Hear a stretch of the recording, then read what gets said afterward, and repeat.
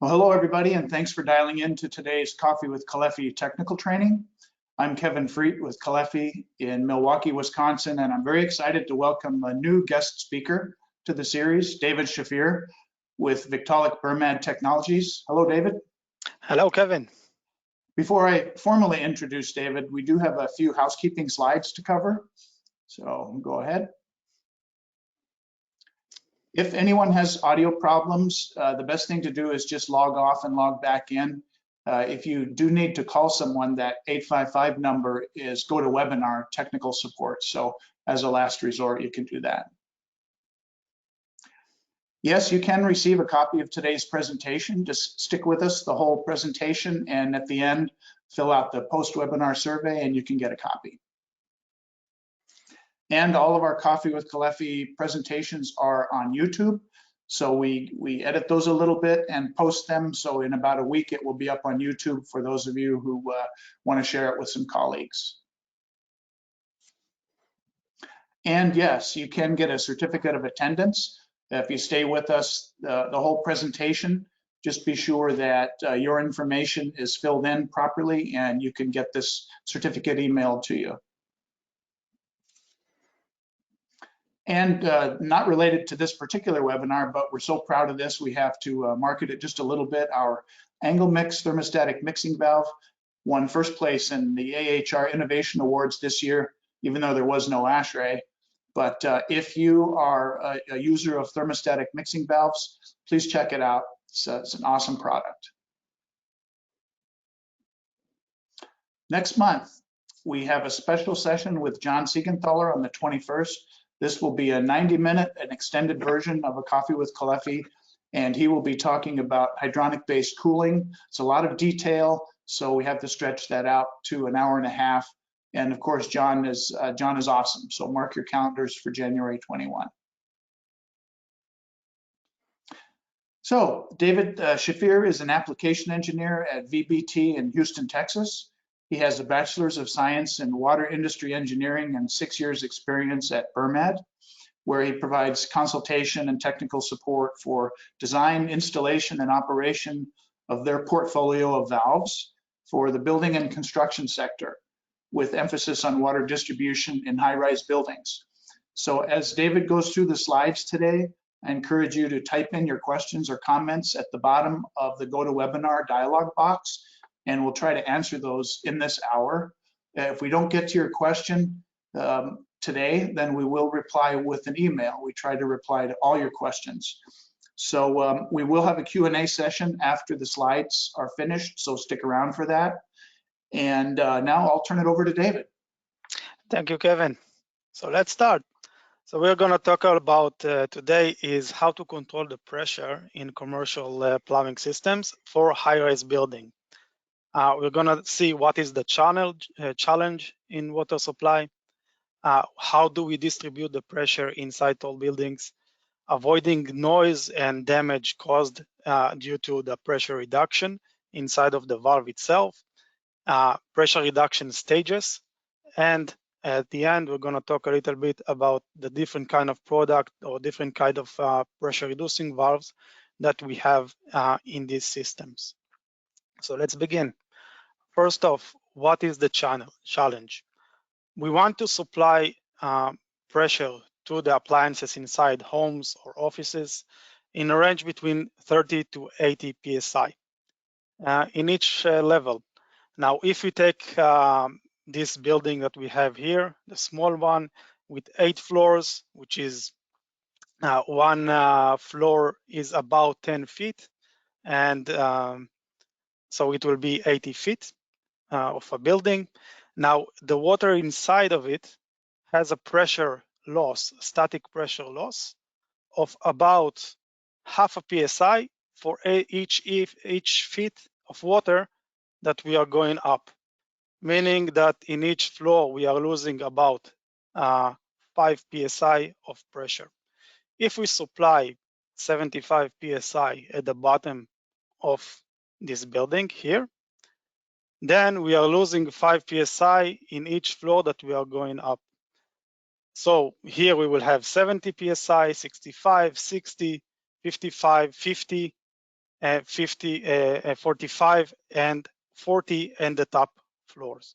So this building is achieving the goal that we want to achieve.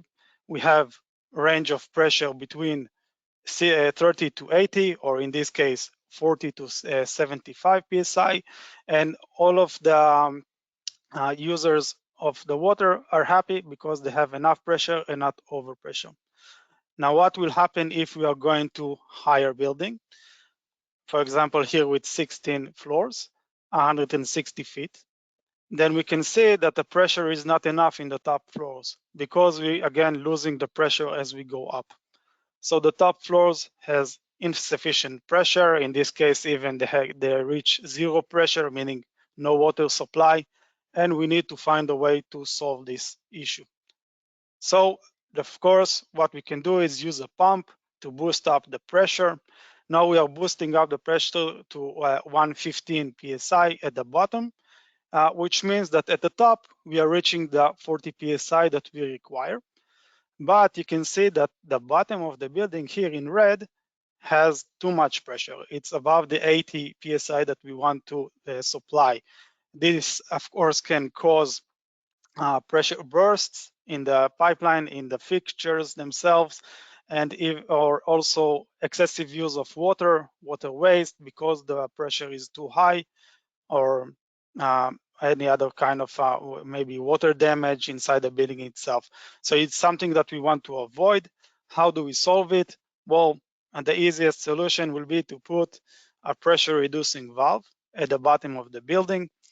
And now the pump is supplying high pressure, 115 psi, but we are reducing the pressure here at the bottom to 75 psi, and we have a lower pressure zone between 40 to 75 psi, and the upper zone, it doesn't have any PRV, but it received the pressure directly from the pump, losing the static pressure here, and then supplying 75 at the bottom of the pressure zone and 40 at the top. Both pressure zones receive enough pressure and not excessive pressure, so everybody are happy. Okay, so this is a small building. Let's see what we do in tall buildings. Okay, here we have in this example 48-story building, 48-story building, sorry. And in order to design the distribution of the pressure inside this building, I will follow 3 stages. First, I will establish the supply pressure range. Here I chose to supply between 40 and 75, like in the example before. It can be slightly different. It can be from 30 to 80, and then the pressure zone is higher. It can be lower, for example, from 45 to 60, and then the pressure zone has to be for smaller floors or less floors. But here I chose for 8 stories, 80 feet in height, between 40 and 75, and divided the building to sections where each will have this pressure zone. Now I will establish the pressure source. So the pressure source here will be from a pump. This pump will supply 250 psi, so it can reach the top of the building with 40 psi. And now I will decide how I will reduce the pressure. I will reduce the pressure from this riser, main riser, to the secondary riser of each pressure zone. So, for example, here from 140 psi, I need to reach whatever the pressure here in this zone that I would not want to achieve. So let's see that on a building with the pipes. So it's the same concept as I showed in the last slide, but here with the PRVs on it. We supply 280 psi to this building, reaching all the way to the top zone, which will have 40 psi on the top, 75 at the bottom. And I'm using a PRV at the bottom of each pressure zone. Each PRV will have different inlet pressure. Here it's we are using P1 for inlet pressure. So at the top of the main riser, pressure is 115, but as we go down, the pressure will increase. because we are gaining more potential energy or more height. So here the inlet pressure will be 155 and so forth. The inlet pressure is rising until we reach to the bottom. The calibration of each PRV will be the pressure that I want at the bottom of the pressure zone. I want it to be 75, so this will be P2, outlet pressure of the PRV, and this is the calibration of it. Very simple. And you can see that each of the pressure zone, each of the PRVs is calibrated to 75. It doesn't matter here what is the inlet pressure that we have in the main riser. Okay. Now, a little note about what is the pump is doing here. The pump itself is a VFD drive, variable frequency drive, or the pump that can change the speed that it's turning, meaning that it can control, keep a fixed pressure, outlet pressure, for different flows. Okay, which means that if we have zero pressure or some small consumption in the top floors, it will maintain the pressure needed to it, or the 280 psi, no matter what is the flow. If someone is opening a faucet or something like that, it doesn't matter to the pump will maintain this same 280 psi pressure in the outlet of it. Okay, so this is this kind of design.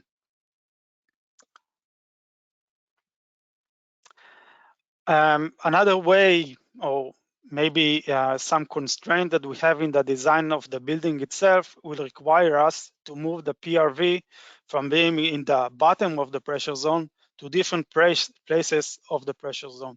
So here in the top, you can see the PRV is in the bottom of the pressure zone, but the one after it or below it is at the top of the pressure zone. So it will have inlet pressure from the main riser, but the calibration is going to be 40 because this is the needed pressure in the top of the pressure zone. As we move down this secondary riser, we are gaining pressure until we reach the 75 psi at the bottom of it. Here in this case, the PRV is in the middle of the pressure zone, and it will be calibrated to 60 psi. Going up, we are losing pressure up to down to 40 psi, or going down and we gaining pressure to 75. And here, the last example is that the PRV is not located in the pressure zone at all. It is located in the basement, and we calibrate it a little bit higher than the pressure that we need. And then we are going up the secondary riser, we are losing pressure until we reach the 75 psi that we need in the bottom floor. Here, another example is that we are drawing the pressure directly from the supply line, the municipal supply line, to the lower zone. We bypassing the pump, and we are giving what the municipal pressure is to this pressure zone. So we don't need a pump or a PRV. We can save on that. So this is another options that we have in the design. Now, why do I need to move the PRVs from the bottom of the pressure zone? Well, the building's design is not for the pipe or the plumbing. They have all kind of other consideration to take. So what I will want to do is to put the PRVs in some kind of a mechanical room, or where I have space, somewhere where it will be easier to maintain, or simply because I cannot put it in some floors because maintenance cannot get in there. If it's an office building with sensitive data inside it, that maintenance guys will not be able to reach it. So we might want to move the PRVs to a different floor, mechanical floor or something like that, according to the design of the building. We are not limited to put it inside the pressure zone itself or in a certain flow. So we have this freedom in the design. Okay, let's see more designs. Another common design is to put a rooftop water tank.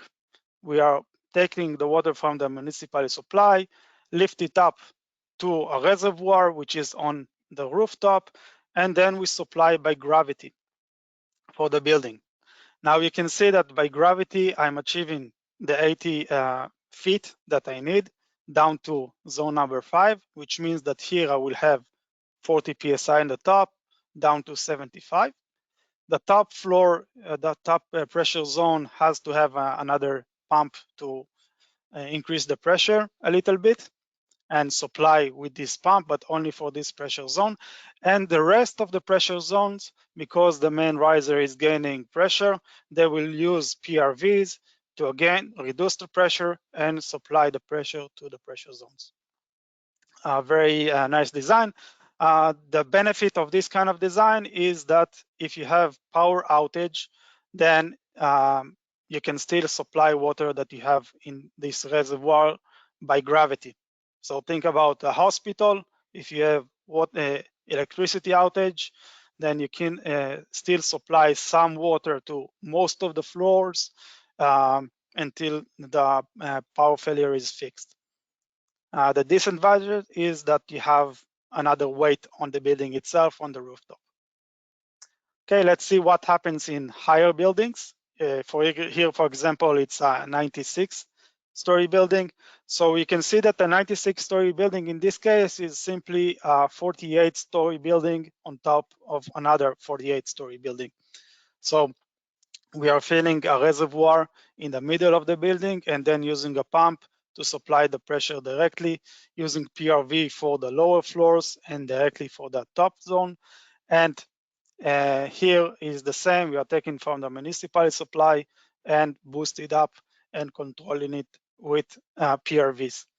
We can also put the 2 pumps at the basement or just in the bottom floors, and we don't need to use the reservoir in the middle. Another option, if you can find this kind of pump that can do it, because it's a very high pressure pump or pump system. We have another option of using PRVs in each of the floors. We don't have to separate the building to pressure zones. We can make a main riser with the high pressure in it, supplying the top zone here. But then where we have excessive pressure, in each floor we will put a PRV. This PRV will be set, for example, here to 40 psi. So each floor is getting 40 psi, and that's it. There is no floors with high pressure, and there are no floors with low pressure. Everybody are treated the same. We will see later what that is the benefit of it. This is for potable water. A little bit about fire protection. Fire protection, if we are supplying, for example, a class 1 wet pipe system, then this kind of system will have its requirements of what is the pressure range, right? According to NFPA, they require 100 psi to 175 psi. This is the pressure range that we allowed to use in this kind of system, and this will determine what is the size of the pressure zone. So in this design, you can see that the size of the pressure zone is about double what we had before. In the if here it's 8 stories, here it will be 16 stories for each pressure zone. We also have to take into consideration the fire truck connection to the system as a backup. This is another set of risers that need to run through the building as a backup. That's about pressure reducing for fire protection. If we're doing it for sprinkler systems, sprinkler system can work in higher zones or bigger zones because the minimum pressure and the maximum pressure is a lot wider. We can have sprinklers that can work down to 20 psi. We have maybe sprinklers that work in very high pressure, special sprinklers that work above 175 psi. So we can extend the pressure zone to be very large. You can see here it takes 32 stories. But still, we have some limitations. So we again, we can use a PRV to divide the pressure distribution in sprinkler system into 2 zones. Here in this tall building, only 2 zones. Now, one thing to remember is that the bottom of the pressure zone is high pressure, the top is low pressure. And when we are working with sprinklers, when we calculate what is the volume of water that it's gonna be used in a certain amount of time, this will affect the size of the reservoirs, the size of the pipes, and how much time do we have to evacuate the building before we are depleted out of water. So lower zones, because they have higher pressure, they will have higher flows, and higher flows deplete the reservoir faster, meaning that we're going to design the reservoir according to the lower zone, because this is the critical area, the critical point of the design, or the worst case that we can find in the building. And we can avoid this problem by putting a PRV in each of the floors. Now each of the floors has low pressure, meaning low flows or enough flow to operate the sprinklers, meaning that we can calculate or design the building itself with a smaller reservoir, smaller system, smaller pipelines, or even maintain the same pipeline, the same reservoir, but now we have more time to evacuate the building. So it's a benefit that we have if you are putting PRV in each of the floors for the sprinkler system. Okay, that was about how we divide the building into pressure. The next stage, what I want to talk about is what's going on inside of the PRV, the pressure reducing valve, and how do we avoid any damage. So let's see. This is a pressure reducing valve with a pilot. Okay, this is one of the type that we have. The pressure reducing valve, the way that it works is that it has a restriction in it. The restriction, or here inside this pipe, you can see the restriction itself is making the flow through the restriction. The flow speed is higher inside this area, the vena contracta area of the pipeline or the restriction. Because the flow speed is higher, we are losing, we have more friction with the walls of the pipe or inside the water itself, and then we are losing energy. And then once we are back to a higher, to a bigger pipeline without the restriction, and the pressure, the flow speed is reduced, but the flow is still the same, then we, because of the loss of energy, because of the friction, we are achieving lower pressure. Okay, so we are using a restriction inside this pipeline in order to take high pressure and reduce it to low pressure. Inside a PRV, the restriction is dynamic. It can be moved to be larger or smaller according to how much flow we want to pass through the valve. So if we have high flows, this mechanism will move up and it will increase the size of the restriction. If we have low flow, it will move down. If we have zero flow, it will simply close and will not allow any water to flow through it. But in any case, in any flow, we will have the same pressure losses that we want to achieve from high pressure to low pressure. Okay, let's see what's going on around this plug or the restriction. In typical conditions, we have P1 inlet pressure, we have the restriction and water flowing to P2. We are losing here the energy of the energy that we had, the pressure energy, sorry.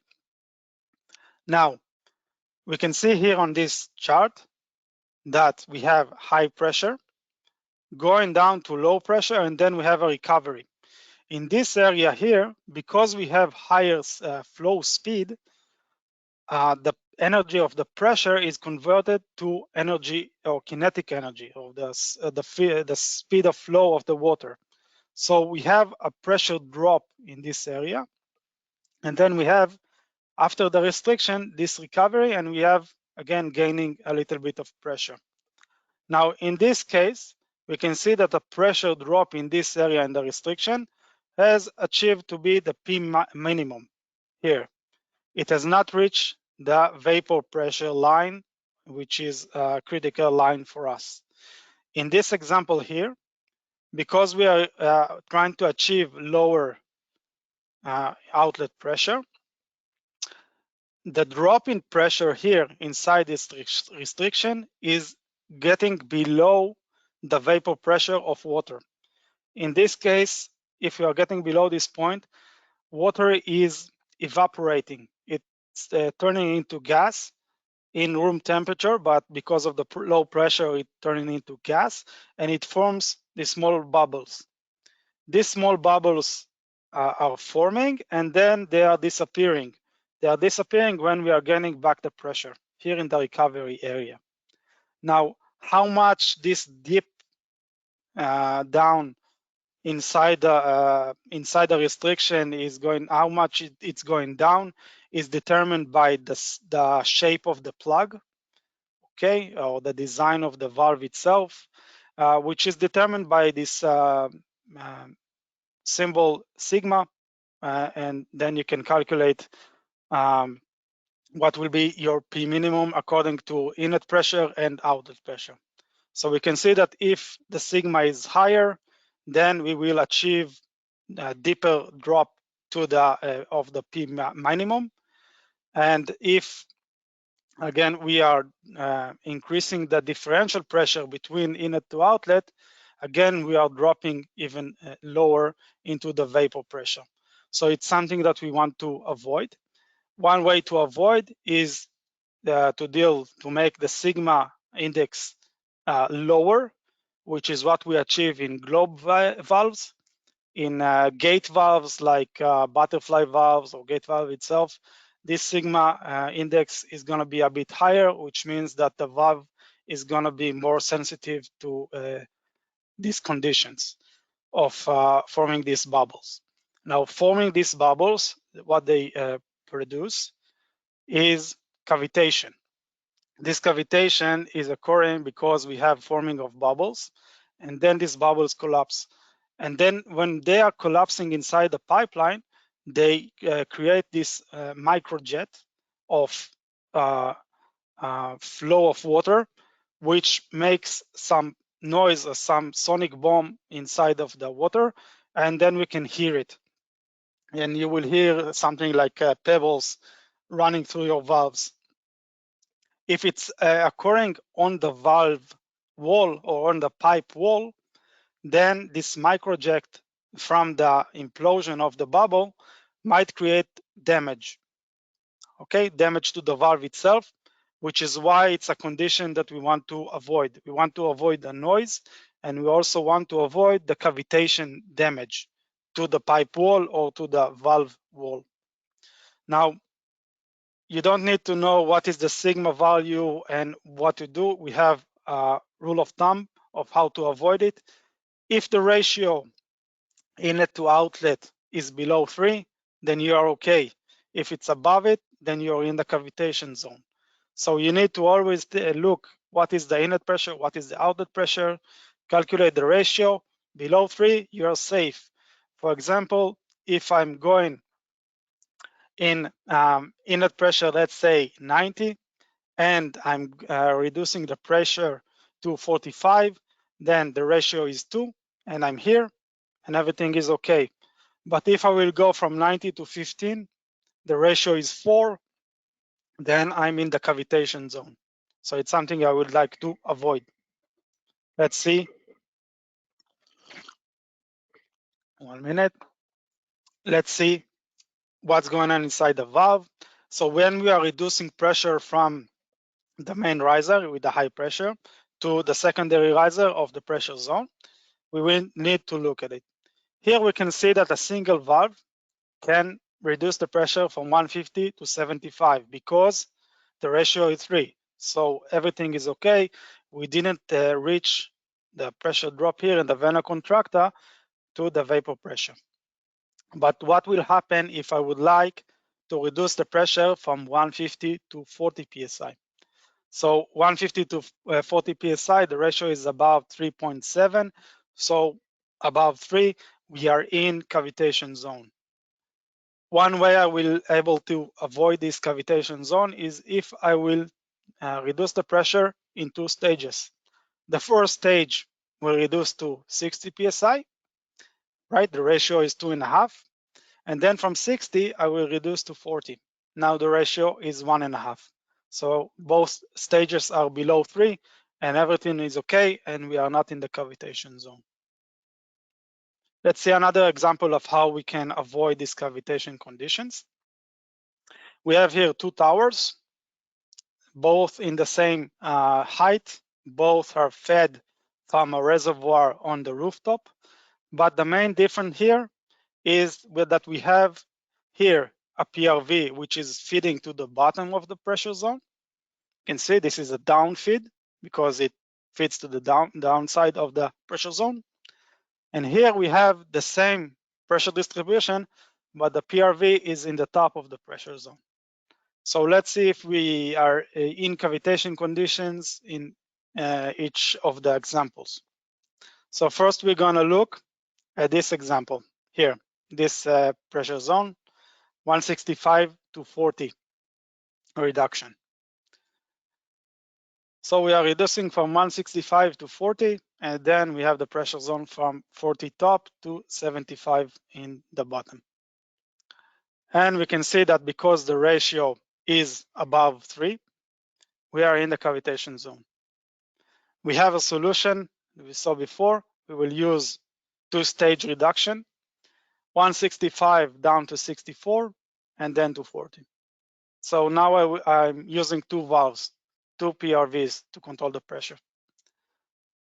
And we can see this here, this pressure zone. Now let's look at the same pressure zone, but on the other side. And we can see that here we are reducing from 200 to 75. So the inlet pressure is a bit higher, but also the outlet pressure is higher, which means that we are reducing at a ratio below 3. Here the ratio is about 2.6, something like that, 200 to 75. So we are not in the cavitation zone with a single valve. So the conclusion from this is what I'm trying to say is that if we are doing a downfeed design, we can avoid the cavitation conditions in most of the valves, right? You can see here most of them are below 3. Only the one in the bottom needs to work with the 2 stages reduction. In the top feed, because we are reducing to lower pressure, we are in the cavitation zone right at this stage. So here we will install more valves, and they will also perform worst. I mean, not as good as the valves here. So what I'm suggesting when you are designing the reduction or the pressure zones, do a downfeed. It will save your valves and it will save you on noise and damage to the valve themselves. We are always recommending to do a design like that, which we are feeding to the bottom of the pressure zone. Now there is even better design. This kind of design, it will take all of the PRVs to the basement, and we will reduce the pressure there, and then draw secondary risers to each of the pressure zones. Here we can see an example with a reservoir on the rooftop. Here the reservoir is in the basement, and we have a pump that is pushing the pressure up. But you can see that in both places, both buildings, the ratios in most of the PRVs are below 3, so we avoid the associated problems here of cavitation and noise. And another advantage is that all the equipment is inside of a mechanical room, the basement itself. So if you need maintenance, there's no need to go to the floors inside the building. And also if there is noise or leaking or something like that that we need to that is disturbing, then only the maintenance crew will see that and none of the users of the building itself. So it's a good design. Downside here is that you need to use secondary risers, so it more pipe works for this kind of design. Okay, now we have poll questions. Thanks, David. That's great. If everybody wouldn't mind, take just a moment and answer this question. What is the most common pressure distribution design you have seen in projects? So David talked about the down feed, the top feed, the basement feed, and putting PRVs at each level. So based on your experience, tell us what you've seen the most.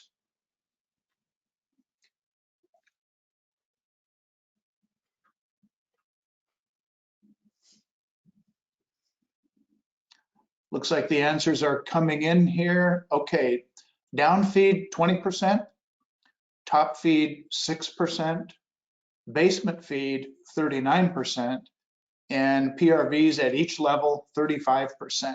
That's really excellent information, everyone. Thanks for doing that. So most people are seeing basement feed or PRVs at each level. Okay, good, thank you. Okay, let's talk a little bit about the type of the valves that we have. The first kind of valve we're gonna see is a pressure reducing valve single stage. It is what we are using is a pilot operated, meaning that you can adjust the downstream pressure on it on site. We don't need to bring it pre-calibrated. Upstream pressure doesn't affect the valve downstream pressure. So you can change the upstream pressure. It doesn't make anything to the downstream pressure. And also if the flow changes, downstream pressure doesn't change. Let's see it on the chart. So we can see here, for example, the flow can change up and down, and right, and it doesn't really matter to the downstream pressure. Downstream pressure will remain the same with this pilot operated PRV.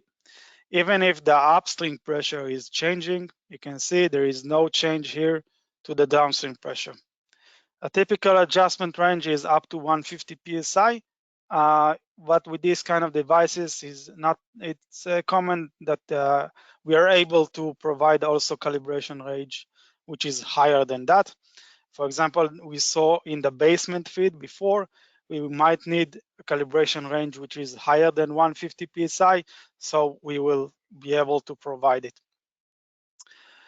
Pilot operated PRV, we have also, it's the same mechanism, same mechanics of the valve itself, but a little bit different is if we want to supply to fire protection, because fire protection has different condition in which the PRV is working, it has to be able to stand closed for a very long time, and then in an event of emergency, it will have to start to regulate and do its job without getting stuck. So it's a different design inside of the valve itself.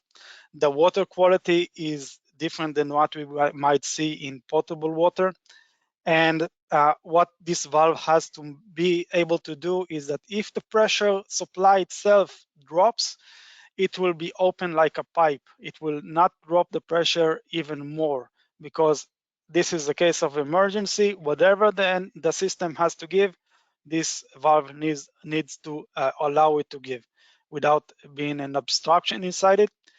If it's easy to calibrate and easy to commission, it's an advantage. You don't want to come to the site and while in the commissioning stage, start to open all of the appliances that need to be to supply here in order to calibrate. If you are able with this kind of valve to open only one faucet and calibrate the valve, it will save you a lot of work time and a lot of wasted water that need to be spilled only to calibrate a valve. Okay, and also this valve needs certification by insurance companies. Of course, it's not something that you just take any valve off the shelf. It's a special design only for fire protection, and it goes under scrutiny from this company. The next type of PRV, or pressure reducing valve, that we have is the direct acting one.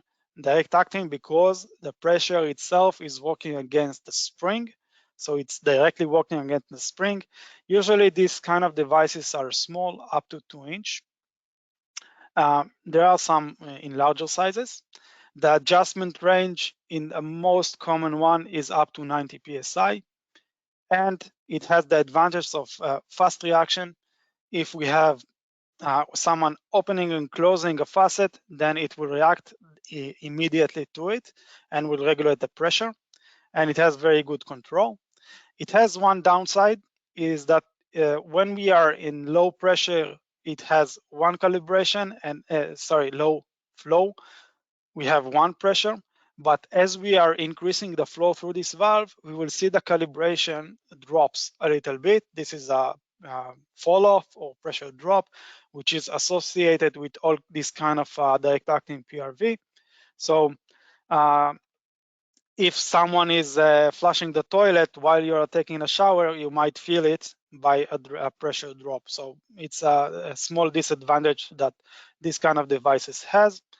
Now we can take this direct acting PRV and combine it to work with the piloted PRV. This way we have the advantages of both of the valves together. You can see that here we are taking from the main riser. This is a strainer. Here is the piloted PRV, and bypassing it is the direct acting PRV, and they are both feeding to the secondary riser. This is the same thing, but here the direct acting PRV is connected to the piloted PRV body, bypassing the restriction here. So it's the same, simply more compact. Now, when they are working together, what we are achieving is that during smaller consumption, for example, here during the night, when we have small consumption, water will flow only through the direct acting PRV. The piloted one will be closed. It will not operate. Only when everybody are getting up at 6 in the morning and starting to use the appliances, then we have a consumption peak, and then because the direct acting PRV cannot deliver the high flows, the piloted PRV will kick in and it will start to supply the water together with the direct acting PRV. Again, during the afternoon, we have another peak and back to the night.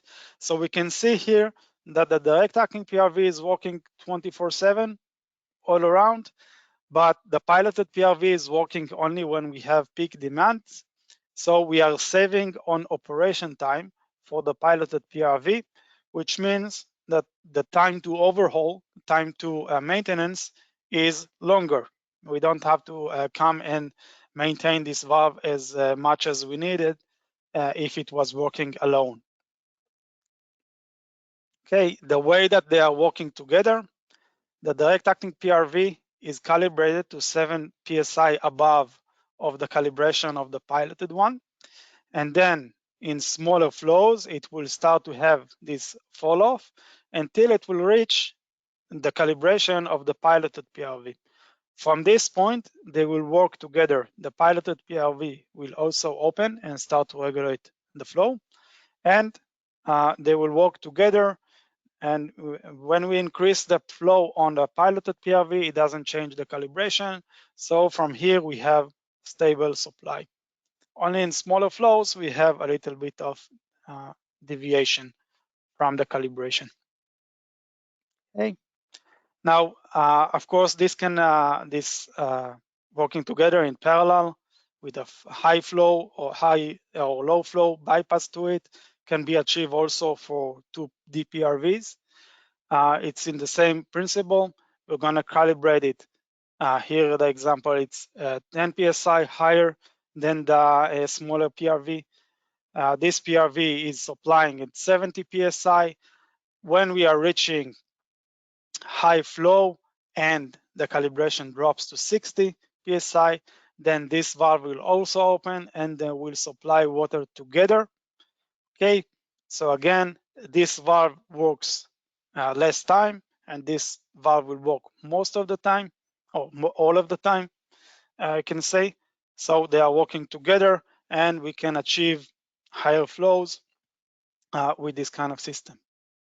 So David, yeah. this is Kevin. You mentioned 7 psi difference on the previous slide. So could this larger valve also be set maybe at 63 instead of 60 on the two?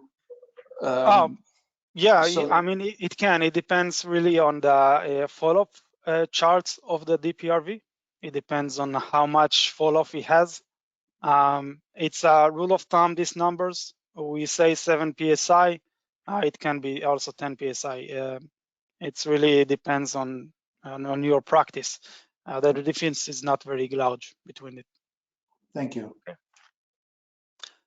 Okay. The next type of valve that we have, a PRV. This one is a proportional PRV. It will reduce the pressure in a fixed ratio. Okay, we are using it as a knockdown pressure. Let's see. The valve itself is very simple. We are taking the main platform that we are using for our valves and draw a tube from the outlet to the control chamber, and below the diaphragm we need to vent it to the atmosphere.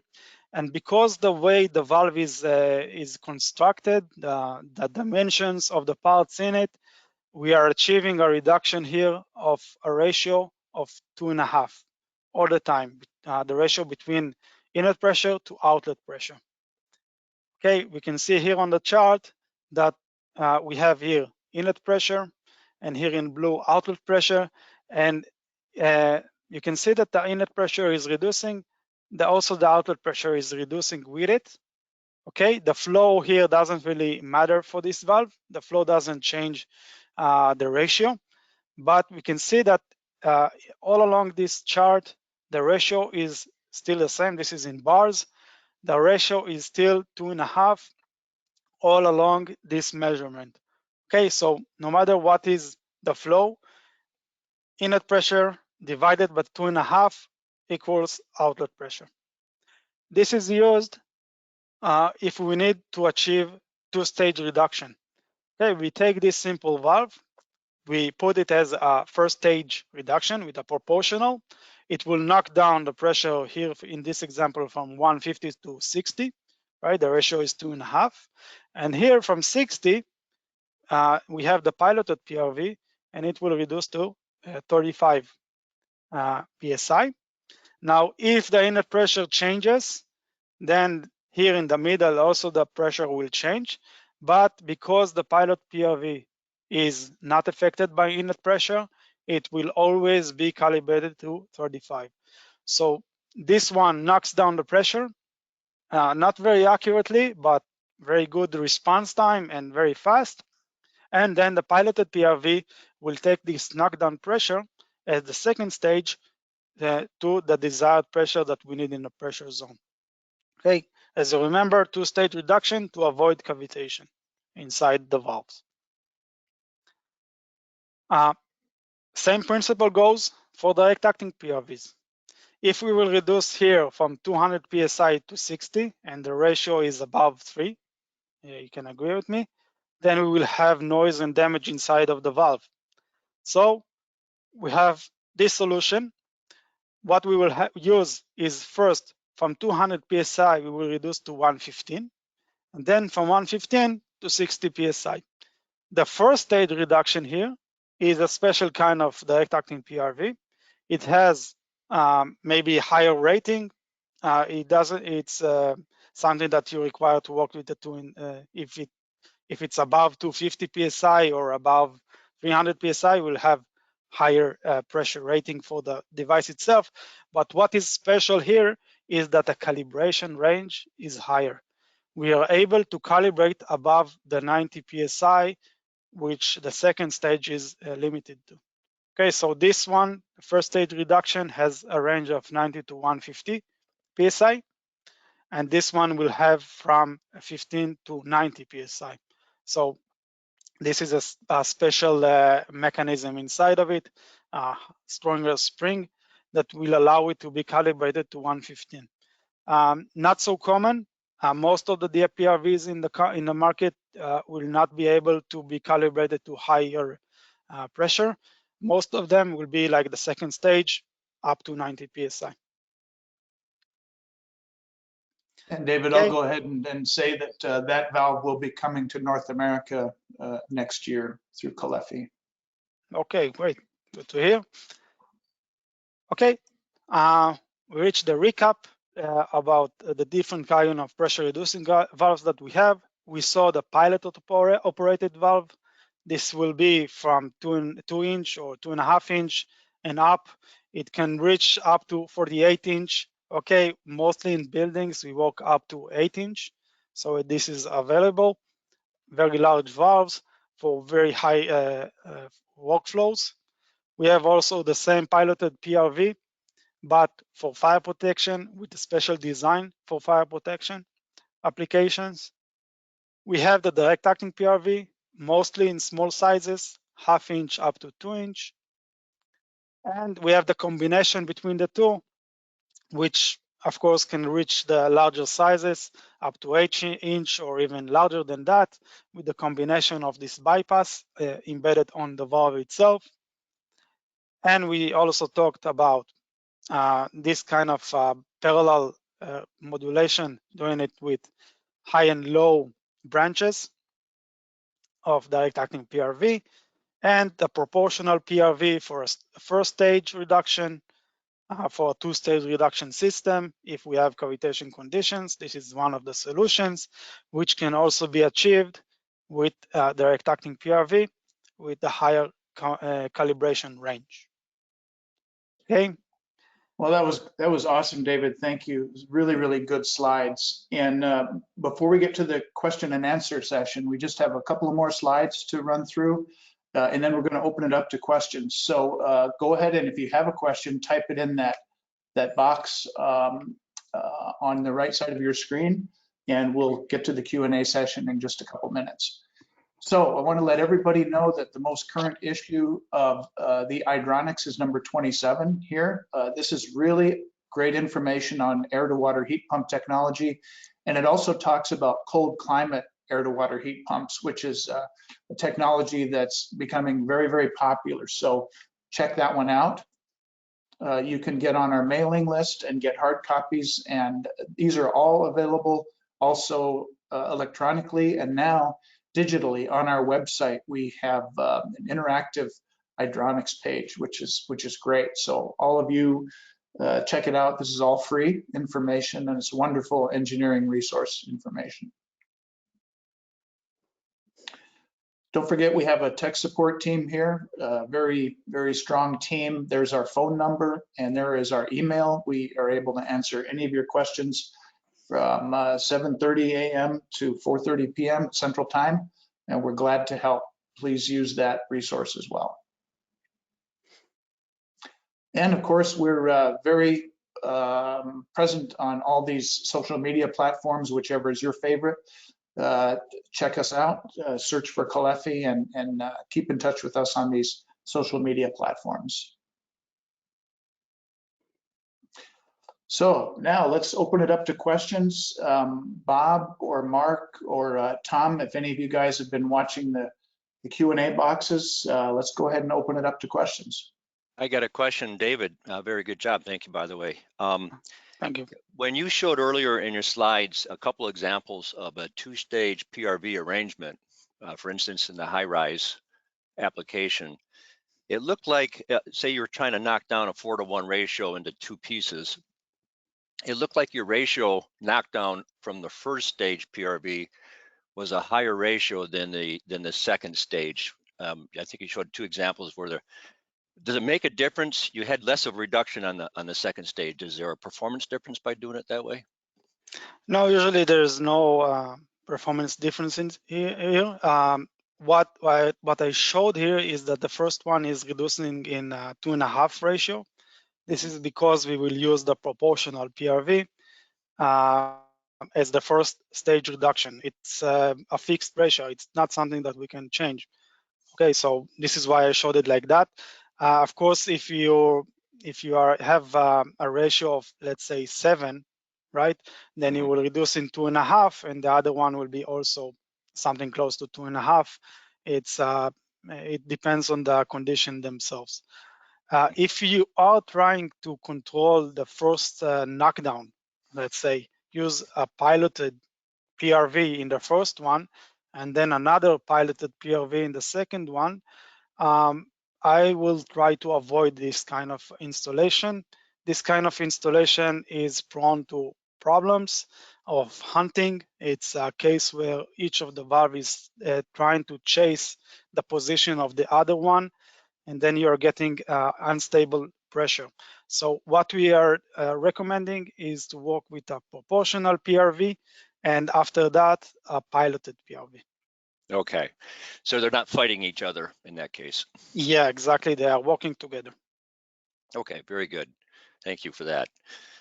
Is there when you show two PRVs in series, two-stage, is there a piping diameter distance that you try to maintain spacing between the two? Is there a minimum distance that you suggest? So if you're using a proportional and then a PRV with the pilot, they can be connected right one to the other. There's no limitation. There's no limitation like distance. How about two direct acting PRVs used as two-stage? No, if you are able to connect them, there is no difference. Okay, thank you. Another question came in is, you mentioned the VFD pump on a couple of your early high-rise diagrams. Yes. And then you showed the benefits of pumping up to the top floor and using a reservoir. In that arrangement, could you get by with just a fixed speed pump rather than a VFD, since it looks like you're simply pumping a consistent head? Oh, definitely. If you are filling the reservoir any once in a while, you can simply have a fixed flow, design flow that you want to fill in the reservoir, and then you're using a single speed pump with enough head for or enough force to lift the water to the reservoir on the top. Yeah. Okay, thank you. So you don't need a VFD drive over there. Okay. Another question, you mentioned about durability of the valve. You can increase the durability of the valve by way of installation. But when your PRV does require attention, what is the symptom that is typically seen in application? Is it an increasing in the downstream pressure at the appliances, or is it an increase? What are the clues that you need to look after your valves? Okay, so the most common one will be that the valve is failing to seal. It can be because there is some kind of a debris inside the pipeline. Of course, we can prevent it if we are using a strainer before of the PRV. In the direct acting one, we have a strainer inside of them, so there's no need for that. So you will install a pressure gauge in the downstream, and you will see that the pressure is rising, and this is a symptom for a failure of the PRV. We can, of course, if you are doing regular maintenance and you come to inspect it, you will notice it, and you will be able to fix it. If not, or if you you are afraid that we have a pressure spike that might create some kind of a damage downstream, then we can also offer all kinds of safety devices. Like pressure relief is the most common one, but we also have other valves that can stop the flow or even kick in to regulate the pressure as a backup. So we have solution for this kind of failures or problems in the regulations that might give you more time to fix the valve before you will have damage in the system. Are there, for safety reasons downstream, are there certain commercial code requirements that you encounter that prevents a significant increase in pressure downstream? Well, first of all, you don't want to blow off a faucet out of its place, right? If you are allowing 300 psi to flow to an apartment, then it might create some damage. So you would like to avoid it. In fire protection, of course, there is code that will require you to install pressure relief valves to protect the systems, or even backup PRVs in this kind of PRV stations. So there is code for it, and yeah, and also common sense simply will tell you do something to prevent any damage. Okay. On the 3-to-1 rule of thumb, which simplifies basically the omega or whatever the value was, Sigma. Is that a universal rule of thumb to use regardless of your inlet and outlet pressures, and regardless of the type of valves? Is it with the control valve, a control type PRV, or just a direct acting? Is it still a 3-to-1 ratio that is the best rule of thumb? Okay, so first of all, there is the manufacturer instruction of how to install. Most globe type PRV will have this ratio of 3-to-1 is the most common used. Other valves, if you're using, I gave an example of a butterfly valve, which has higher sigma value. It means that the ratio where you can avoid the damage will have to be lower. It's lower than 3, then you have less freedom of design, you can say. Okay. Is there any application benefits to using a proportion when you're in a 2-stage, using a proportional PRV as your first knockdown? Is there any applications where a ratio other than 2.5-to-1 would make sense? So maybe 3-to-1 or 2-to-1, or is 2.5-to-1 a universal good knockdown pressure to control off of?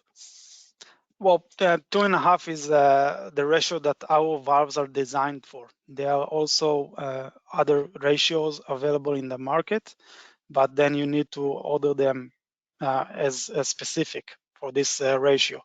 Lower than 2.5 is possible, for example, 2. So yeah, it could work. There's no problem with that if you have this valve available. Most of the valves which are working as ratio valves, it cannot be maintained online. You have to disassemble them from the line itself, which is a problem. The valve that I showed you, you can maintain it while it's still connected to the pipeline. Very good. David, this is Kevin. At this point, everyone, we are at the 1 hour mark, but we will stick around and answer questions as long as you have questions. So just want to let everybody know to go ahead and get your questions in if you have them. And I mean, we're not constrained for time, so we just want to be here for you and answer any of your questions. And I have one, actually. David, you mentioned the sigma values and that different valves have different sigma values. So if a globe valve is designed such that it has a 360-degree flow path, across the plug and seat, and it's tapered in a certain way. So my question is, can a good design lower that sigma value and then result in a more quiet valve and a valve that has better control because of the design of the seat and plug? Yes, it can. Of course, you are gonna in the design of valves in themselves, it's a bit complicated, but you can. But then you are paying with accuracy or maybe response time, because the plug will be a little bit different. We're usually using the one that is like the globe one because it is very accurate for pressure control. Other designs which has lower sigma, they will not be as controllable or not as accurate as we want. Right, There is that makes sense. Good.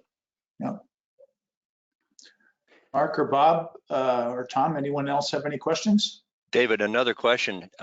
It's a parallel question to the topic of the pressure control, and this has to do with commercial building hot water recirculation.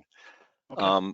When you have multiple zones in your high rise and you're recirculating to all those zones, do you advise on the type of pumping arrangement? Would you typically have different pumps at different levels in the building, recirculation pumps?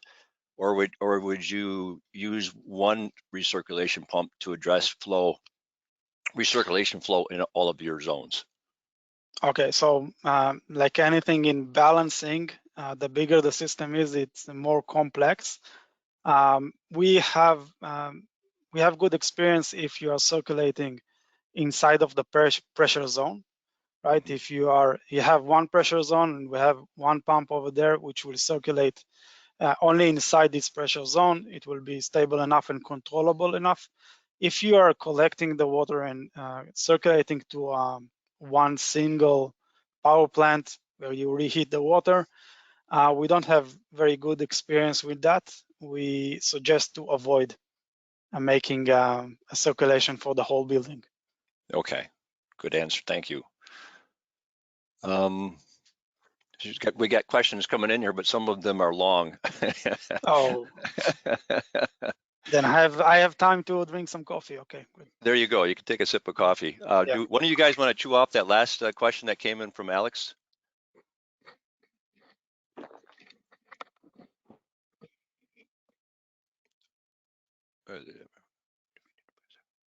Oh, it's a similar question. Okay, I guess I'll read it out, David. So this is for circulation. When the tank is in the top of the roof, okay, so it's I guess it's a hot water tank. For hot water with recirculation, do we need to put a second system for the top floors, or is there a way to use one system of hot water for all of the building, and how would be the piping and valve configuration to do this? I guess, and then it says if you have a drawing, we'll appreciate if you can send it by. Okay, so this is more. This is very technical. Yeah, I'm not sure I can answer that. It's an interesting question though. You got your hot water source up on the top floor now, and you're coming down with it. So I guess we can probably try to address that offline with Mr. Alex. So yeah. Better. I think it's very technical. Yeah, very technical answer. Okay. I don't see any other questions. Kevin, Okay. Max, Bob? I don't have any more questions. If Max or Bob have questions, that'd be great. Otherwise, we'll let everybody go. Yeah, I think like Mark said, some of them on the list that were typed in are probably something you want to answer offline because they're pretty detailed and a little bit above my pay grade for sure to type in an answer. So anybody that typed in an answer and didn't get a question through the presentation or at the end here, I think David agreed that him or his team will certainly we're going to get back to everybody. So it might take a day or two before we go through the list. Not a huge list, but we want to make sure everybody gets the correct answer instead of me pulling something out of my whatever. So yeah, we'll get back to everybody. But yeah, a great job, David. I learned a lot. I was just the whole time just mesmerized by what knowledge you have and the different ways that this can be done. There isn't just one simple way. I guess it's specific to every application, and every valve has a specific application. So that was really, really interesting on my part. Thanks anyways. But thank you, Bob. We're pretty good here. I second that. So thanks everyone for listening in. Please fill out the question that's going to come your way, and happy holidays to everyone. Happy holidays. Bye-bye. Thank you, David. Take care. Thank you, David.